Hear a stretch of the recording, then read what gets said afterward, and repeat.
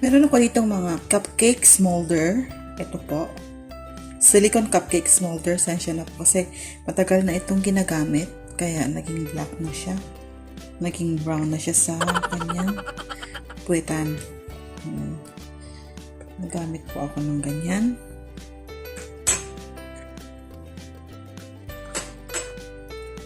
Nalagyan ko po siya ng cupcake paper.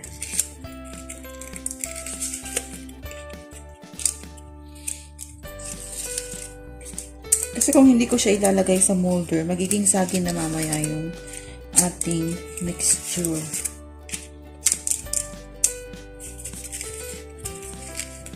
Yung ating cream cheese butter. Cream cheese talaga. Cream cheese. Ayan.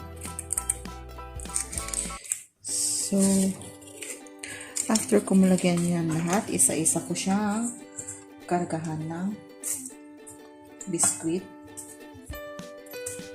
Then, ipipress ko lang po siya. Ito para makita. Ipipress ko lang siyang ganyan.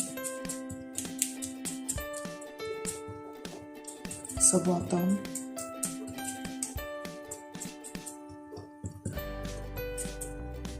Yan na. Okay na po. One is done. Lalagay lang ako ng mga 2 scoops ng biscuit na may butter. Pwede rin po itong pang negosyo. Good po for business. So, marami.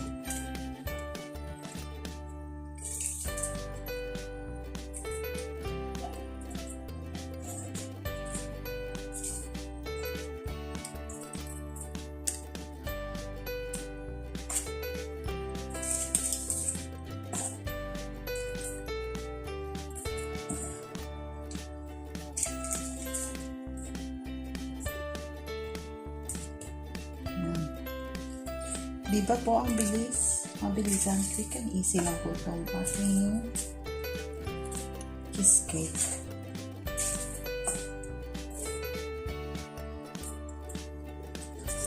Depende po sa inyo kasi preferably naman po, may mga cheesecake na hindi na nilalagay sa oven. Pero yung sa akin, nilagyan ko kasi siya ng itlog yung aking cream cheese butter. Yung ating mixture.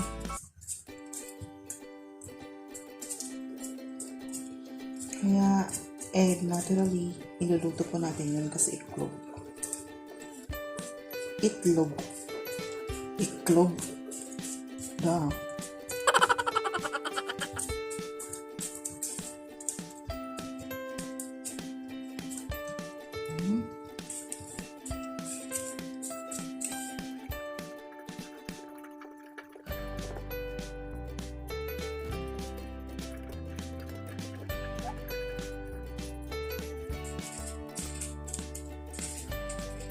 Ang ginamit ko pong biscuit ay yung digestive. Yung malaking ml po siya. Ito po. Digestive na 400 grams. Pero kalahati lang ng biscuit ang nilagay ko kasi konti lang naman ang gagawin ko. So kalahati lang po ng 400 grams. So 200 grams pwede na po yun. Kung small quantity lang po ang gagawin niyo.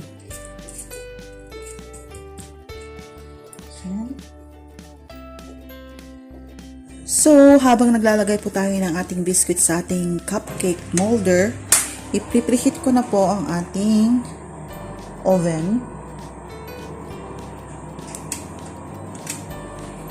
Set ko po siya ng 150 degrees on. Then, wait lang po natin siyang ating first batch.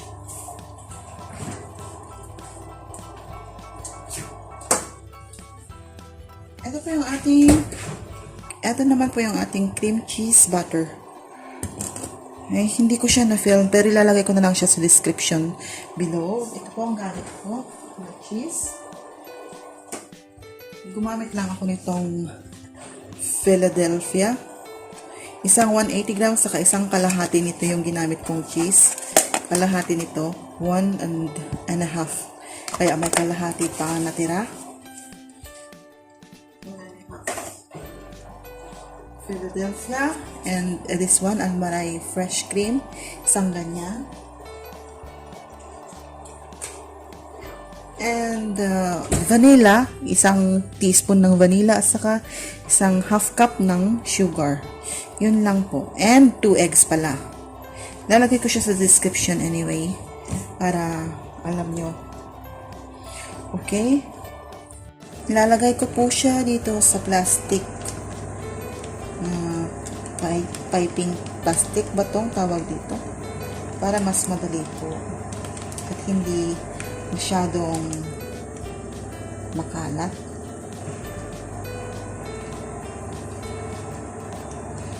Pero kung feel nyo naman po at hindi kayo makalat, ilagay nyo lang po siya sa gumamit lang po kayo ng kutsara. Yun, okay na. You're set. You're done and you're set. Mix lang po natin siya.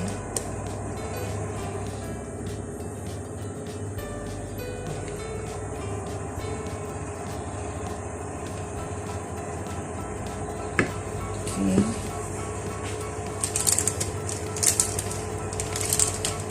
Ayan. Ayan.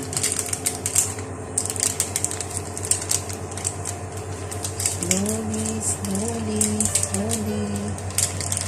Para hindi po siya. Okay. Then,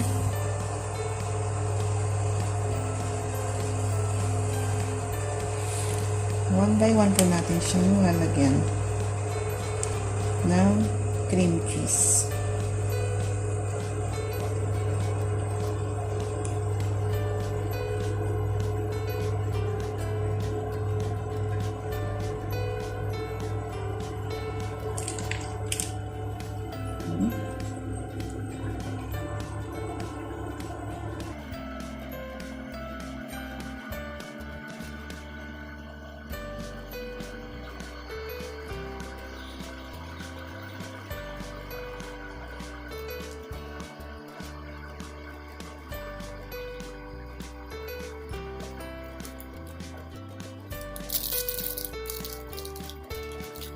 Oh. Sorry, man. Hindi na kaya.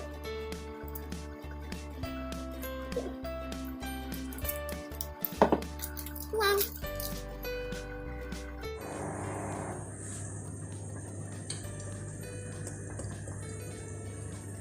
You can use the cupcake pan. Kami kasi wala kaming ganun. Malalaki po kasi yung cupcake pan namin. Kaya hindi na ako naglagay ng ganun. Kasi hindi mo siya kakasya dito sa aking cupcake. Paper cupcake. Tawag doon. Ewan ko. Basta ganun.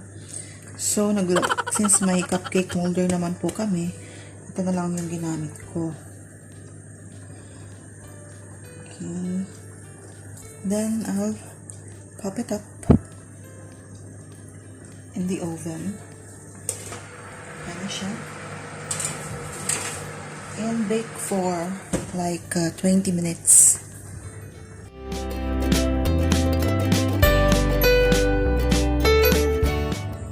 Yan.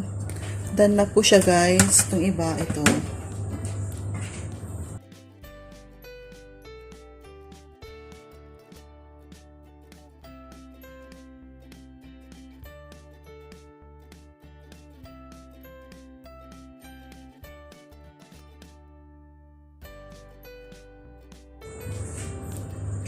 Gagamit ako ng blueberry fillings.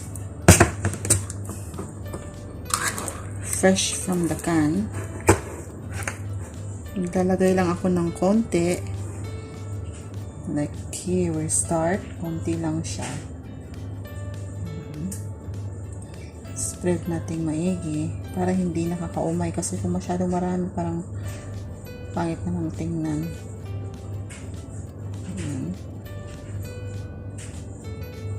Ating blueberry fillings. Isang teaspoon lang siya. Or 1.5, depende sa inyo. Kung prefer nyo mas matamis,